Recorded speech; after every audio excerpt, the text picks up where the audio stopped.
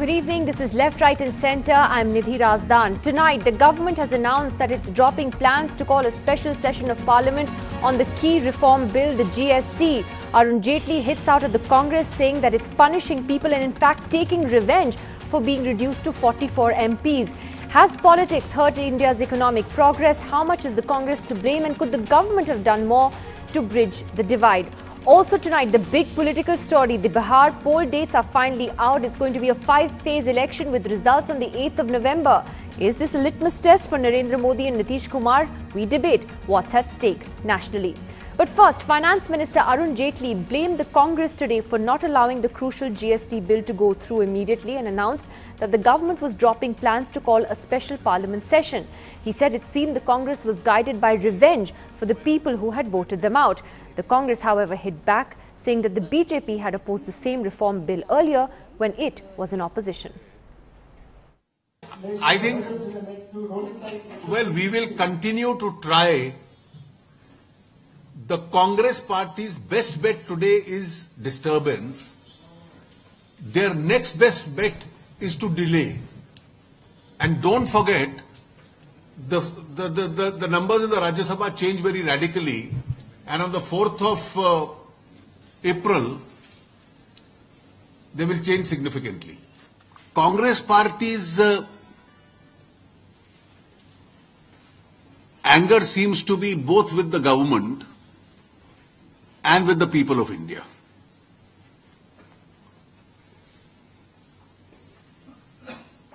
Their attitude is almost guided by a revenge against the people who reduced them to 44 seats. Congress working committee ने ये भी कहा कि जहां तक जीएसटी को लागू करने का संबंध हम वचनबद्ध हैं, क्योंकि जीएसटी यूपीए ने लाया था, कांग्रेस पार्टी ने लाया था। ये प्रेजेंट गवर्नमेंट जो आज की है, बीजेपी है, जो आज मगरमच्छ के आंसू रो रहे हैं बड़े बड़े बिजनेसमैनों के सामने के कांग्रेस जीएसटी नहीं लाने दे रही है। यही बीजेपी 5 साल जीएसटी को इन्होंने विरोध किया। I think there is a lot of concern, across industry, whether it's foreign or Indian, that a lot of flip-flopping of policies hasn't helped India's image. Okay, so there is a very clear articulation of India's vision, which Prime Minister Modi has articulated very well in terms of what is our economic agenda. Well, what really is to blame then for this political standoff is that at the end of the day hurting economic progress, because the GST is perhaps the most crucial reform that the government has been trying to push. Nalin Kohli of the BJP joins us tonight along with Ajay Kumar of the Congress party. Ajay Kumar, pretty strong words there from the Finance Minister, accusing the Congress party of playing revenge or seeking revenge from the people of India for having been voted out of power last year. But at the end of the day, Ajay Kumar, in principle, the Congress supports the GST as a reform. Would you say that the political breakdown, the breakdown in political communication has prevented an important reform from going through? Nidhi, if the honorable ministers from the NDA government spend less time in TV interviews and studios and more time in their ministry, you would see significant progress. The crying mummy daddy every time, there's an opportunity to blame the Congress government.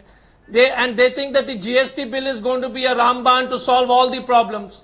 First of all, the father, the father of the obstruction of the GST bill is Mr. Narendra Modi, who was Chief Minister of Gujarat and who never had anything to do with it. After that, the Congress has given very, very sensible suggestions on the GST bill, and they are not ready to listen to it. 18% ceiling. What is the role of the municipality and the panchayats? How will the funding happen? 1% additional interstate taxation will lead to cascading effect, which will lead to inflation. GST council there should be an appellate tribunal on the GST. GST council should have 75% representation of the state. So all these suggestions are in the interest of the country. But Mr. Jaitley, because of his failure and the NDA government and Mr. Modi's failure, is the economy slowing down, investment not happening because of GST? And how did the UPA 1 and UPA 2 have 8% growth rate despite their best effort to obstruct it. So now the fathers of the obstructionism has suddenly become the biggest champion. So typical BJP U-turn. And again I'm saying that the BJP government must look inside, and why is the country going through such economic crisis? And they are claiming 7%. Look, I think the question is that if they blocked it when they were in opposition, that doesn't mean that the Congress in opposition should do the same thing. Shouldn't have there been a meeting point on this? And I'm sure you concede it is an important reform. It is an important reform, and therefore is politics coming in the way? I ask that question again. If they did it, why should the Congress do that? And politics is Nidhi, politics is coming in the way, because look at the way they want to deal with the issues. You suspect they don't want the GST because they understand that they have brought, and they have ruled out tobacco, petroleum. 25% of the products are out of the GST. So what is this GST? Petroleum is out, tobacco is out, alcohol is out. So 25% to 30% of the total goods are coming out of the GST. So what kind of, mutation are they trying? Okay, Nalin Kohli, the Congress's argument, one is they say on basis of the 3 objections that they've raised, and 2 that the BJP, when it was in opposition, opposed the same reform. My question is, Nalin, whether the BJP and its top leadership could have also politically reached out to the opposition and the Congress in particular, and perhaps done better floor management even in Parliament. Right now, what is scary is that there is a complete breakdown of communication, back channel communication between top leaders. Nalin. Well, I'm confused. I did not realize that this was actually some points. This sounded like an election speech 4 years too early. Because, if Mr. Kumar tried to cover everything possible under the sun, and let's now break down one of them. He used the adjective very good suggestions of the Congress party. So is that the Congress party's admission that their homework on GST was pathetic, and therefore they needed to make suggestions after they were exited out of power? So make up your mind. Are you for GST? Do you want to see it come through, or you don't want to see it come through? That answer is simple. It's not with a long speech. You can say, yes, we don't want GST to come through. Yes, we were behind GST. We did not appreciate the BJP's this. But now we have decided we won't support it. The matter will close. Now next he says alcohol has been left out, etc. You only have to hear what the Finance Minister, Mr. Jaitley, has said on multiple occasions. What did he say? He said there was a scenario where GST was being opposed by state governments when it's 100% form. So therefore, are we better off trying to go for a bill that's 100% and people are not accepting? States have legitimate concerns. Or shall we bring it to 90% objective? That means instead of a 100% bill, let's have a 90% bill. And let's go ahead and have the states to accept it. The states are bipartisan in favor of it.